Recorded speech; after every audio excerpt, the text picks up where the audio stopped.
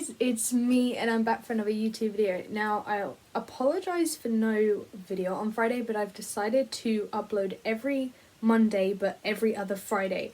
So there'll be an upload this Friday, but there won't be an upload next Friday kind of thing. It just makes it easier for me to manage, and also it gives me time to do other things as well.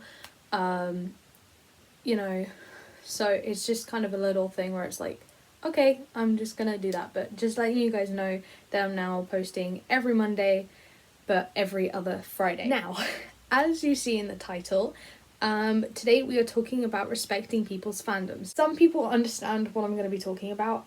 Some people might be a little bit confused, but that's okay because that's what this video is all about. As you can tell, just by this area alone, just by my bedroom alone, I am part of at least 4 fandoms. I say at least because they're like the clear ones. But I want to talk about respecting people's fandoms and what to say and what not to say to people, and just, you know, it's just respecting that people like these things, and it may just be more than something. So let's get right into the video. This bit is going to be talking about the phrase "it's just a."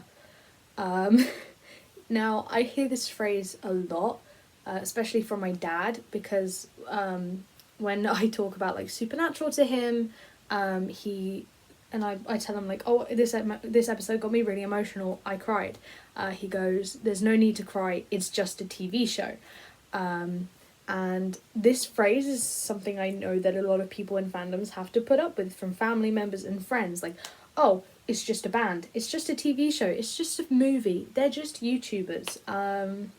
But actually, especially if a person is very attached to that thing, it is more often than not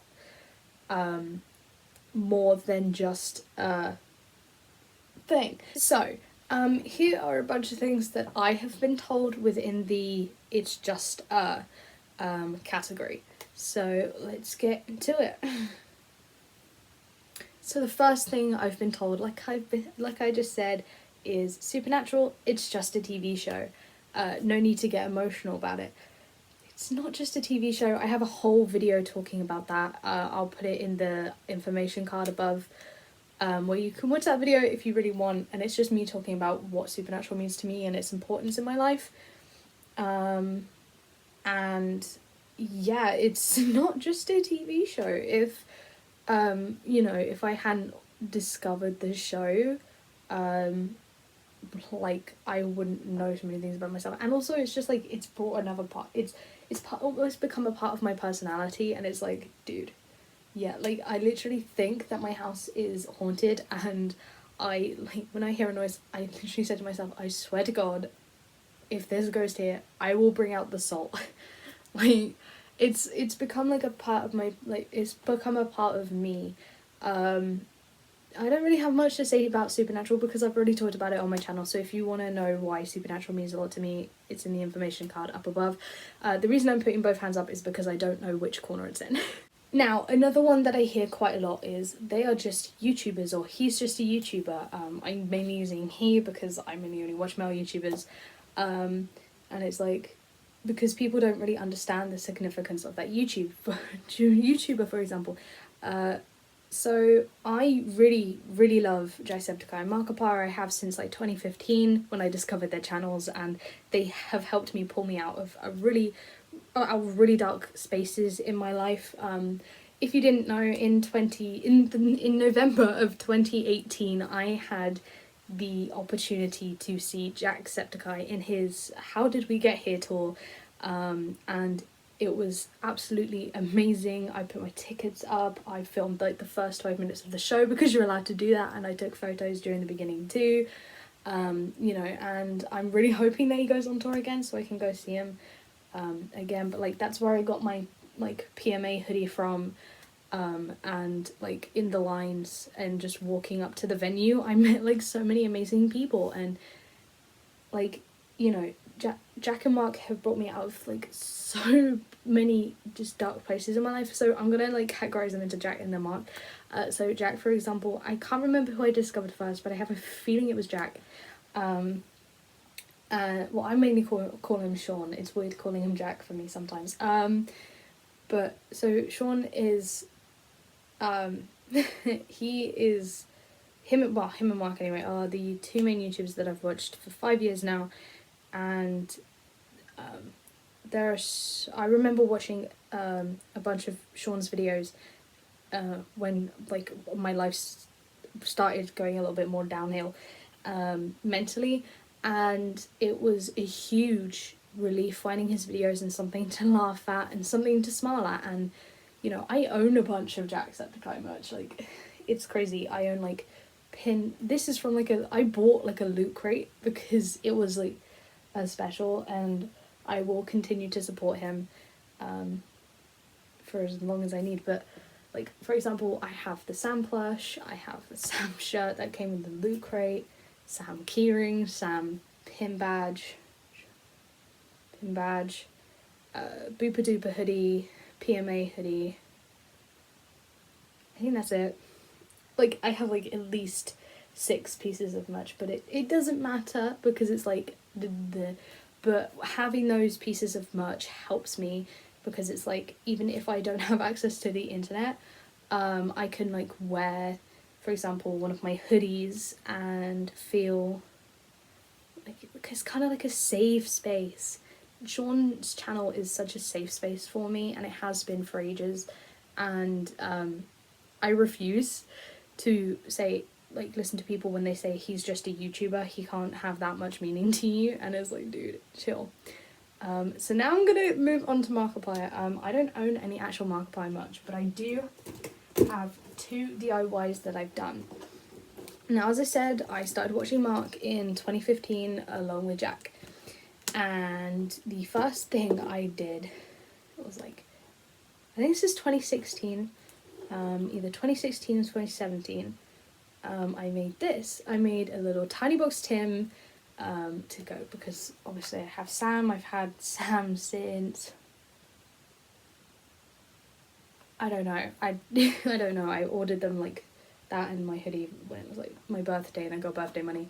But I built a tiny box Tim to go with him, and I really ignore the fact that he has like 4 arms, but like, this was the thing that I've had it in my room since the day I like made him at school, and it's made me feel so happy, because it's like, my room is my safe space, and it's filled to the brim with fandom stuff, and it's just making it so much more of a safe space for me. And just adding Tim in that safe space back when I made him, especially since I didn't have many fandom things at the time, it really did help create even more of a safe space. And just this morning I finished making the box from A Heist with Markiplier, and that series, I haven't finished it, I've only gotten like 1 ending so far, but that series has made me so far smile so much. It's unbelievable.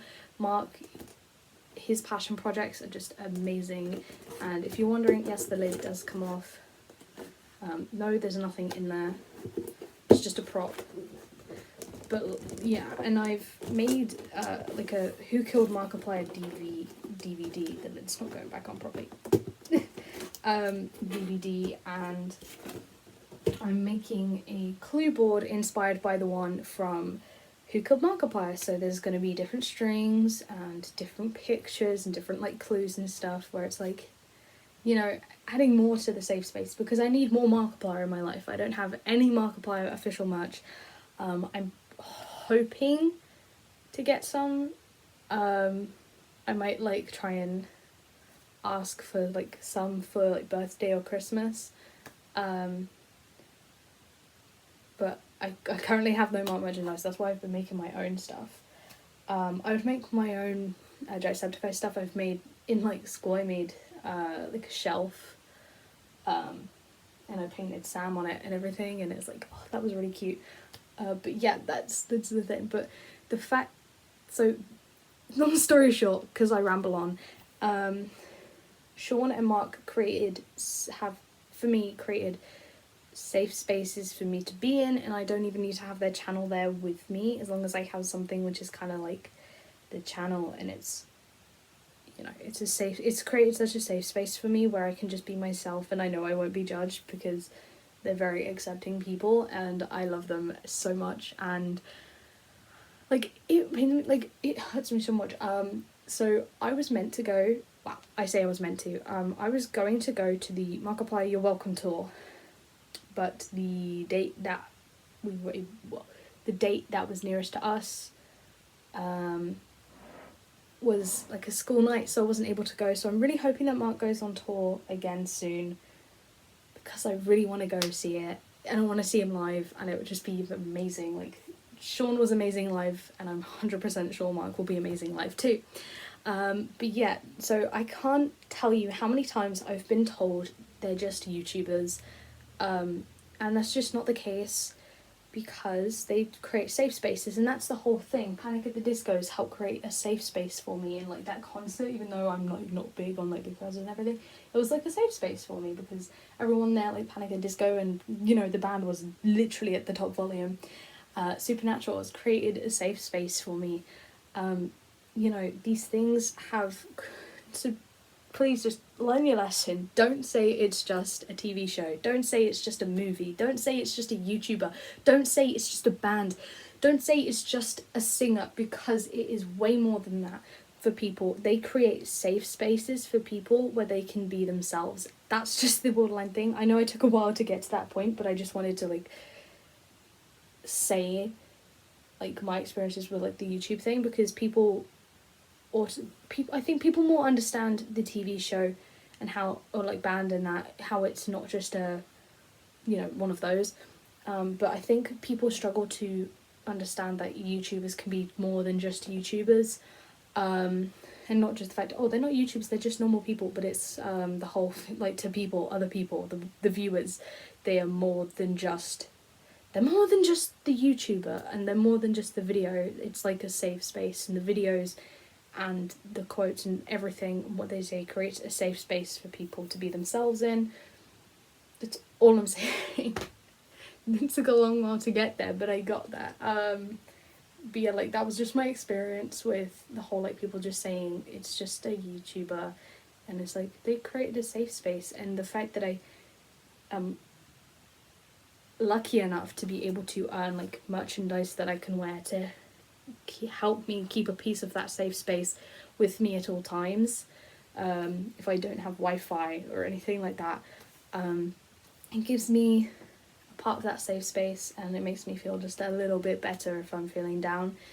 Like, I remember it was like a day that I wasn't feeling 100% in the morning, so it was a non-school uniform day, so I put on my PMA hoodie, and I instantly like felt better, because I was like, this is my safe space. I'm in like a safe space, and I'm in love with it. I love it. But yeah, that's the moral of that story. Just don't say it's just a it's not just a fandom. It's a safe space. And for other people it may mean other things. It might not necessarily be a safe space, but for me, and I know for many other people, they create safe spaces, and safe spaces are what people need.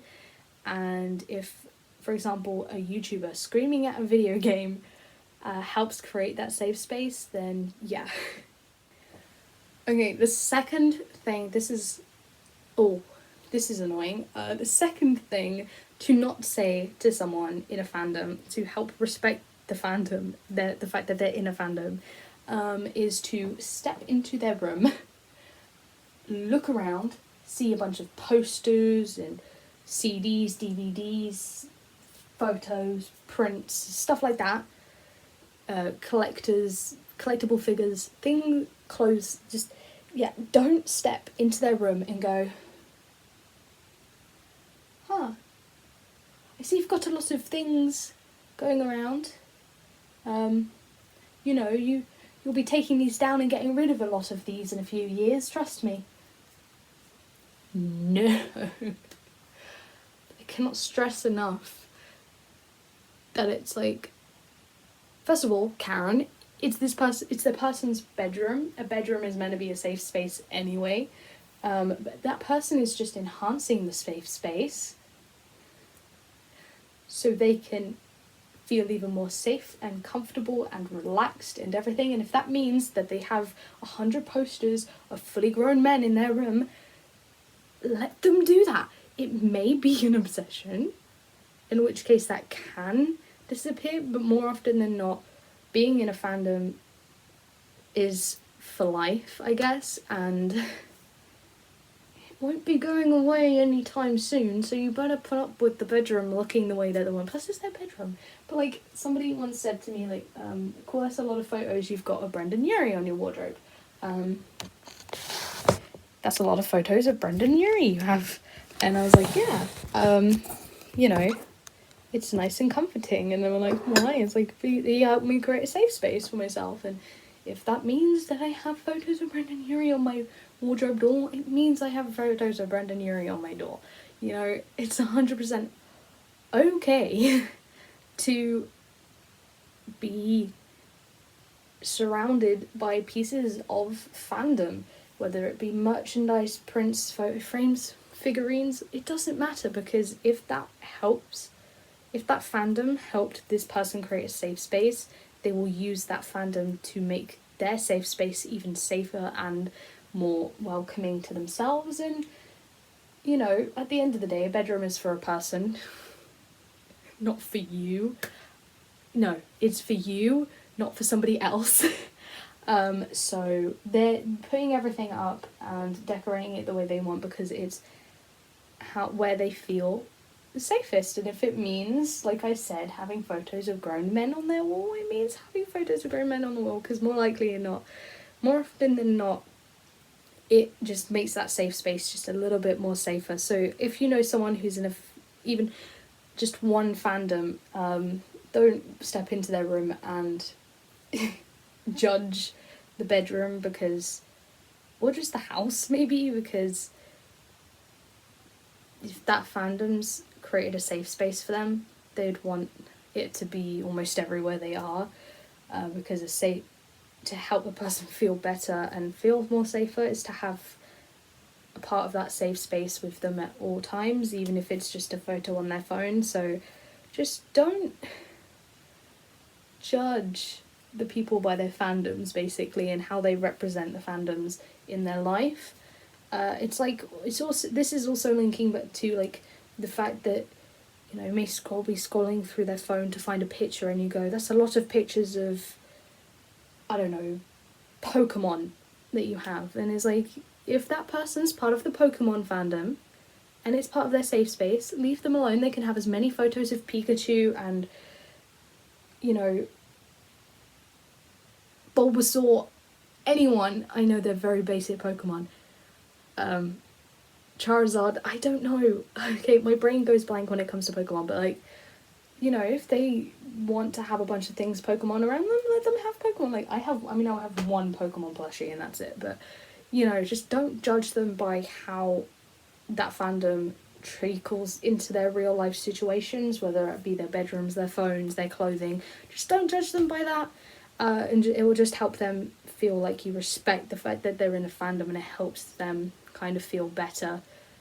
Because the last thing that a person who is part of a fandom that helps them be in a safe space needs is for someone to be judging them because they're part of that fandom, if that makes sense.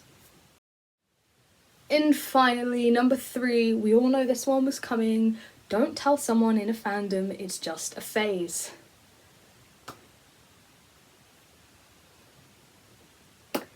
Okay, now, people may be going off at me in the comments and going, if the comments are turned on for this video, because I don't know, because YouTube turns off comments sometimes and I have no idea why. I'm clearly not a 9-year-old, but yeah. But I don't dare, like, try and sort it out because I can't be asked. Anyway, so people, you may be disagreeing, going, no, that's something that you don't say to someone who isn't straight or who's, like, transgender or something like that. And yes, whilst that is true, it's very, very true. Don't tell someone who's, like, bisexual it's just a phase. Or someone who's trans don't say it's just a phase, because that will really hurt their feelings and they won't like it. But no, it's also something you don't say to someone in a fandom, because more often than not, if they're in a fandom, and it means a lot enough to that person, it won't be going away anytime soon. Like, somebody once, I know I'm going back to Jacksepticeye and Markiplier, but it's literally the things that are closest to me right now. And I'm wearing a dress shirt. Somebody once told me, it was like back in 2016, 2017, so I'd only been watching the guys for like a year and a half, maybe 2 years, and somebody said to me, oh, don't worry, you'll get over them, it's just a phase, no need to spend all your money on merch. I was like, okay, I prefer wearing like merchandised clothing than branded clothing. Yeah, sometimes it works out cheaper, sometimes it works out more expensive, but that's not the case. So somebody was like, said to me, you know, this is just a phase, you'll get over it. 5 years later, yeah, Karen, when was that phase supposed to end? I think I missed my deadline. It's definitely not just a phase. I will have phases where I'm like even more like involved in that fandom, but it's, you know, that it's not just a phase. You know, if you know someone who's very strongly in a part of a fandom, a bunch of fandoms or whatever, like I'm in multiple different fandoms, well, I say multiple, it's like 4 or 5. But don't say to them it's just a phase. That's something they don't need to hear. Or also, you'll forget about them in 5 years. That's something I heard. When I started watching Jack and Mark. Oh, don't worry, you won't even remember their names in 5 years. Oh, it's been 5 years. What are their names? Oh, Sean McLaughlin. I can't speak today. Sean McLaughlin and, oh, Mark Fishback?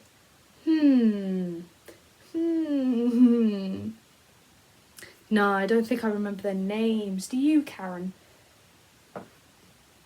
Don't say it will be over in 5 years, or you won't remember who they are in 5 years, or it's just a phase, because more often than not, if that person's attached enough and that fandom has created enough of a safe space for that person, it won't be going away anytime soon, and you just have to accept that as part of their life.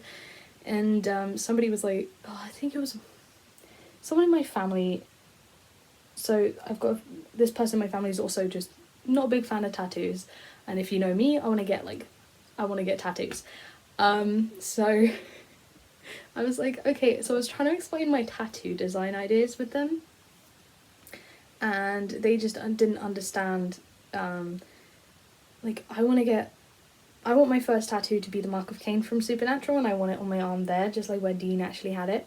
And they didn't see the point, because they said, when I'm older, I'll completely forget about what it is and what it means. I doubt it. I very much doubt that, because, for example, Supernatural has had such a strong, even though I've been a part of the fandom for like 2 years now, so still not that long a time, but it's made such a strong impact on my life. I doubt I'll ever forget it. It's the same with Sean and Mark and Panic at the Disco. I don't think I'll be forgetting those anytime soon. If I have kids, I'll be forcing them to listen to Panic at the Disco, and I'll also, if I end up having grandkids, I'll be forcing them to listen to Panic at the Disco and watch some episodes of Supernatural and stuff. So, and maybe episodes, like videos from Sean and Mark, but it depends, you know, how the internet is. And also their ages. But yeah, it's not. Yeah, I hope that was explained well. But yeah, just don't say to someone it's just a phase. It might end up being just a phase, but you don't want to say it just in case, because that person might want to end up proving you wrong.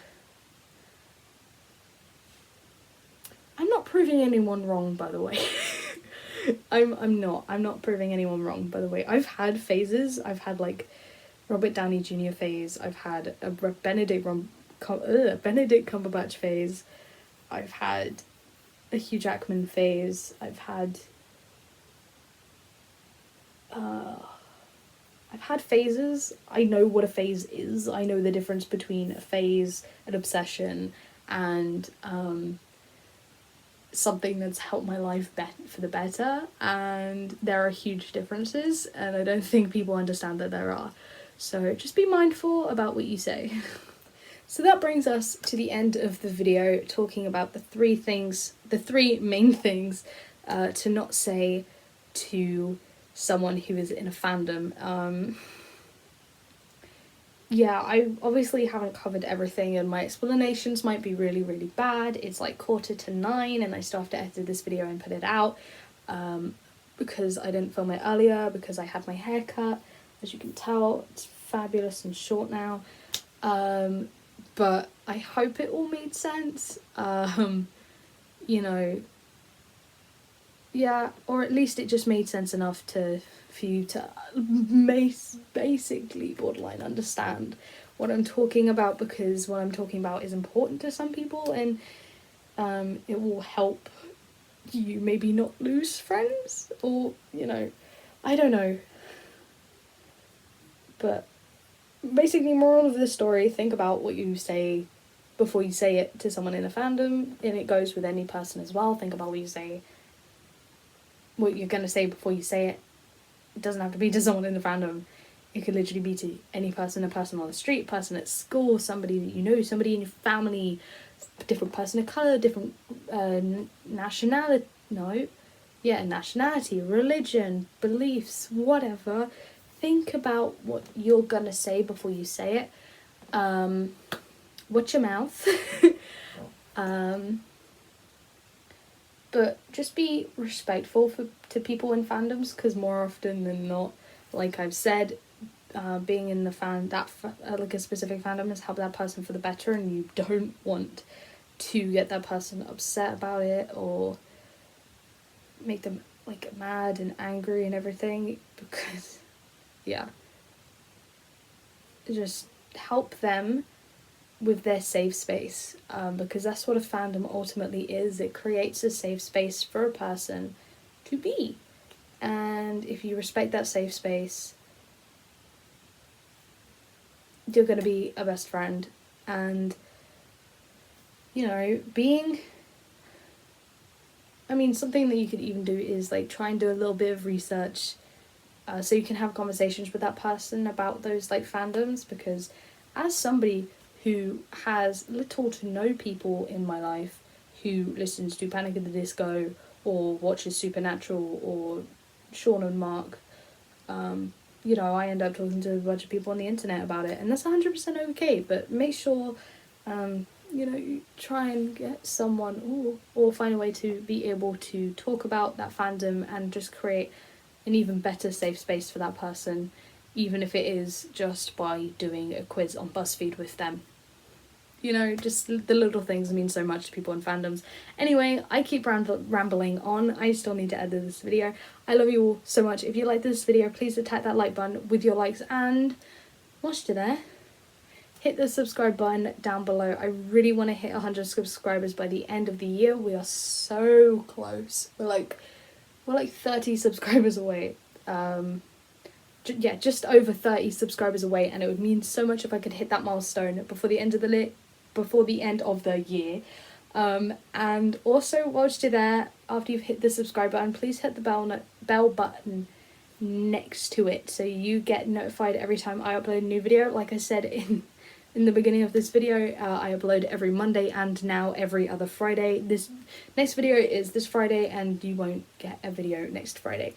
But thank you guys so much for watching this video. I love you all so much. Please stay safe and have a wonderful week. See you Friday. Bye. But you don't care, you're unaware. Keep moving like the scars aren't even there. It's in the air like a blazing flare. Just stare, 'cause the flames will burn us. I thought you were the one for me. That's why I gave you everything. Held you close by the stormy seas. Oh, you meant the